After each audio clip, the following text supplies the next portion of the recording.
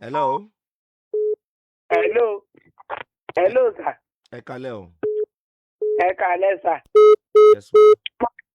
Mo fẹ́ gbàmọ̀ràn kan lọ́wọ́ yín bí ọ̀rọ̀ ọmọ mi ni. À ń gbọ́ yín mà. Bẹ́ẹ̀ ń gbọ́ mi, sir. Nígbà tí ọmọ yẹn wà lọ́wọ́ mi, ìsáàpù wà lọ́mọ ọdún 4 bẹ́ẹ̀ sáàpù. Àwọn fámìlì bàbá rẹ̀ wà béèrè ìmọ̀ sáà mójútó gẹ́gẹ́ bí òbí. Àbí tí mò ń wí òye yín báyìí. Mo wá mójútó àárọ̀ ní skul, secondary school Ìkàbá. Ibẹ̀ náà ló ti gboyún yẹn. Àwọn èèyàn wà pé kí n lé ọlọ́mọ tí ò ní bàbá. Kò sí bí mo fẹ́ lé sí. Bẹ́ẹ̀ ń gbọ́ mi, sà. À ń gbọ́ yín mà. Mo ní òsì bí mo fẹ́ lé sí. Èmi náà lọ sábà tọ́jú ọmọ. Ọmọkùnrin kan wáyé bọ́dẹ̀ ẹ̀ lè fẹ́ ra yín. Ìfẹ́ bí ọ̀rà tó jẹ́ wàhálà. Àbí tí mò ń wí òye yín. Ọ̀sán ń bọ́ ọmọ kiri ń ká. Ọ̀n fọmọ́ sọ́dọ̀ mi pa. Ọ̀sán mọ́sájọ jà nígbà tí àti ìjà kàkà. Kódà náà lọ ilẹ̀ ìgbẹ̀tẹ̀ pàṣẹ kan gbọ́dọ̀ yìí. Ìdá ọkùnrin kan wá bá wá lé pé fìyà jẹ ni. Báwo kọ́ka lu èkó kọ́kọ́ máa lọ ṣiṣẹ́. Ẹ lò mà. Hello, sir.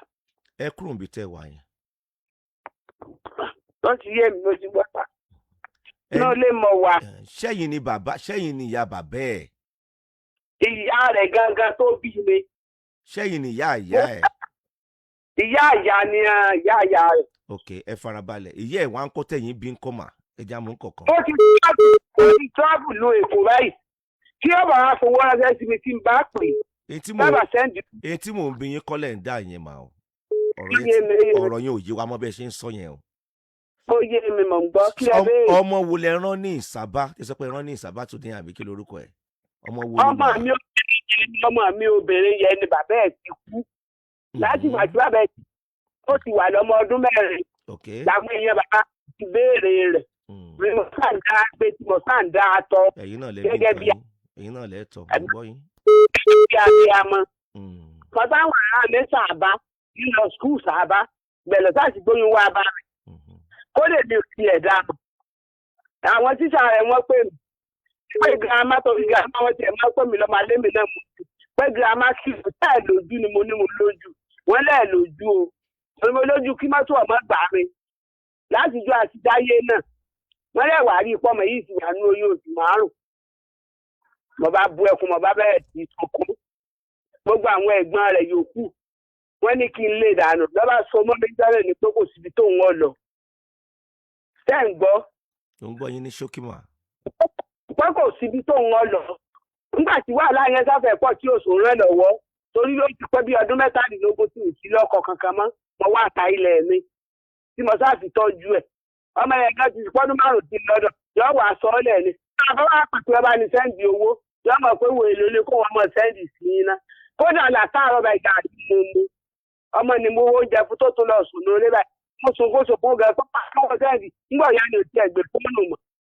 Mo wá pé ìjọba ti dé ìbí ó lè pẹ̀lú ọmọ ẹ̀dí kí wọ́n máa lọ bí wọ́n bá jọ rí. Mo wá pé kí n gbàmọ̀ràn kí n gbọ́ tí mo bá lè ṣe. Ọmọ tó tún wá lóyún fún Yíbò ni mo béèrè ọmọ láti bò sí. Ẹ ló máa ẹ kú ọ̀rọ̀ ọmọ. Ọmọ yín tó wà lẹ́kọ̀ọ́ tó bímọ dálẹ̀ fún yín kí ni èjì ẹ̀ mà? 22 ni. Ẹ wá ní tó bá ti dín sìn pé ẹ̀fẹ̀ kan lóhun àtọmọ àbí bẹ́ẹ̀ kọ́? Ìdílé wọn ni ìṣiṣẹ́ ọdún kejì ètò. Àná ẹ farabalẹ̀ ẹ̀gbọ́n ẹ̀yìn yín náà ni mo wà tó ti yé yín mà. Ẹ̀yìn yín náà ni mo wà. Ẹ kú ọ̀rọ̀ ọmọ bó ṣe kẹ́ ẹ̀ sí náà lẹ́ṣin yẹn àbí bẹ́ẹ̀ kọ́? Ẹ̀yìn yín náà mo wà. Ṣé tó bá ti dé náà tó ti yé yín ní tẹ́ ẹ sọ lèmi náà sọ òun àtọ́mẹ́ ẹjọ́ lé wọn lùgbó. Ṣé mò ń sọ̀rọ̀ mà? Bẹ́ẹ̀ni ọgbọ́n. Ṣe àṣejù kankan. Ẹ̀yin ti bímọ tí yẹn ti sọ̀já sílẹ̀. Òun náà dẹ̀ ní 20 ọdún àti 2 ni kì í ṣọmọdé mọ́. Tó bá ti dé ẹgbọ́mọ ẹ̀ fún méjèèjì ẹ taari wọ́n ta. Ṣó ti yé yín mà? Ṣé ẹ rọ́mọ mi tí ẹ lò mà? Mà ń gbọ́ sà. Ṣé n tẹ́ fẹ́ ṣe nìyẹn àbí? Ẹjọ́ ni ọ wà lé wọn kó wọn létí ìsọgbà tó wọ́n wà lé. Mo tẹ́ ṣe ẹ̀yin ẹ̀dẹ́lẹ́kẹ̀ kó wálé. Tó bá ti wálé ẹgbọ́mọ ẹ̀ fúnkọ́ lọ tọ́jú ọmọ ẹ̀ ló bí nǹkan ẹ̀. Kì í dẹ̀ ṣọmọdé mọ́. Ṣọ́rọ̀ mi ti yé yín mà? Ó ṣe jẹ́ nìyẹn.